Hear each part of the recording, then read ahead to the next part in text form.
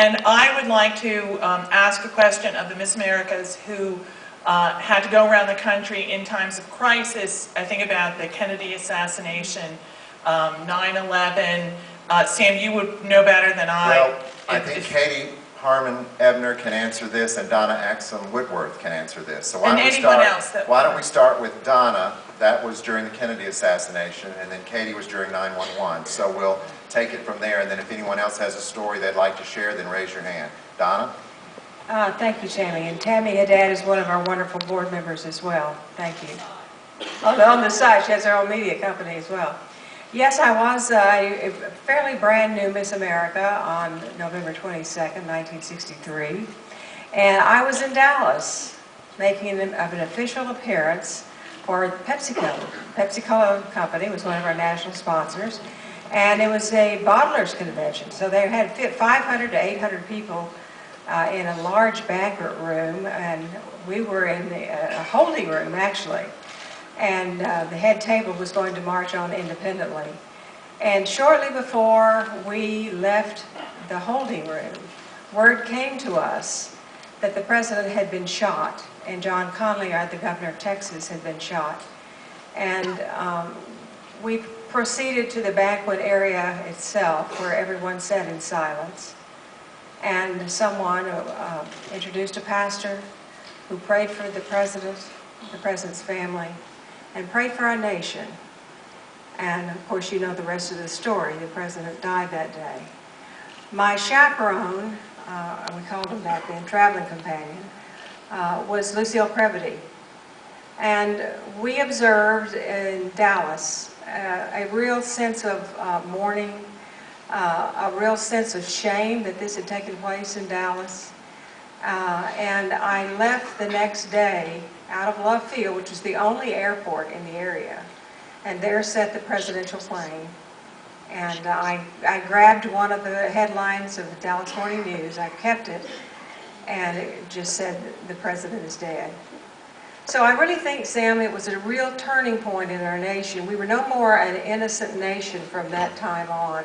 And we were made aware of the heinous crimes that were there, and perhaps terrorism or assassination things. But it really was a moving time for our generation because we idolized the Kennedys, Jacqueline for her style and President Kennedy for his leadership. And as Miss America, shortly before that, I did have the opportunity to meet President Kennedy on the White House Gardens. So it was a poignant day. I did record an interview for the 6th Floor Museum about my thoughts during that day. That's wonderful, Donna. Thank you for sharing that. Katie. Can someone take Katie? Oh, she's got it. Yes, thank you. For just a little bit of background about that particular day, 9/11, actually, all of the contestants that competed that year in 2001 arrived in Atlantic City on September 10th.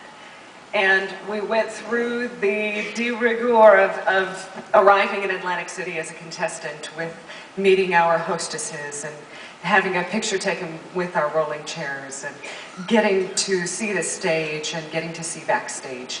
So at that particular time, the contestants were putting on their game faces. We were ready. We were ready to compete for the title of Miss America 2002. We went back to our hotels that evening, woke up the next morning very early in preparation for what would become a very normal Miss America experience. I was in the Alpha group. The other two groups of contestants were still back at their hotels, but our Alpha group was preparing for rehearsal at that time. And we were all sitting at our dressing room tables, and it gets me every time, good Lord. I try and get through this almost 10 years now, and it still gets me. The security guard, we had wonderful female security guards outside the rooms, came screaming inside. At that time, it was very funny, Miss America contestants were not allowed to have cell phones, televisions, any portable radio device. We considered it contraband material, is what we joked.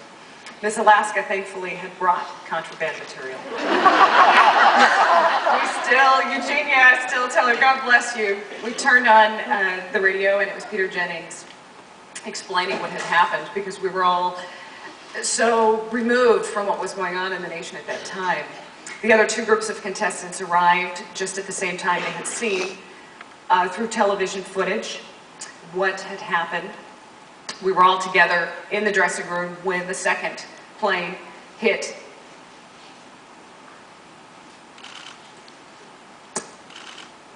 We did what I'm doing now.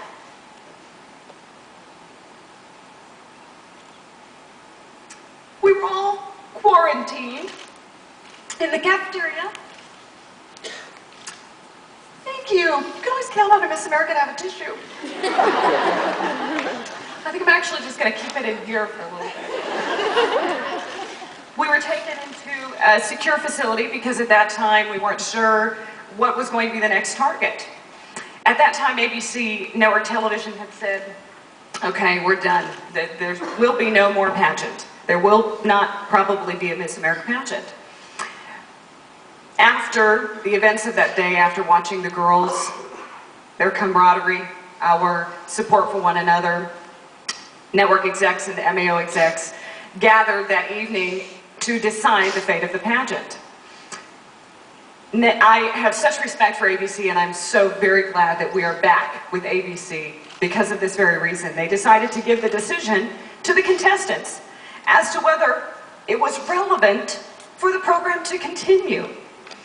So that next day, on the 12th, we all gathered and we voted 2-1 to go ahead with the pageant.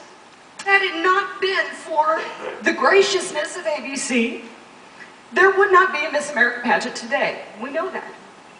That was a fact. Had there not been a Miss America pageant, it would have been very difficult to get us back on network television. Being with ABC again, seeing the people that I saw at that time, when we were all so scared as Americans, brings back wonderful memories, makes me feel like I'm with family again. It's wonderful. Being Miss America at that time was heartwarming, heart-wrenching. I would never trade it for anything in the world because I was able to see the nation at its best, able to see people at their finest. To walk down New York City streets and hear people say, God bless you, to a complete stranger is unheard of.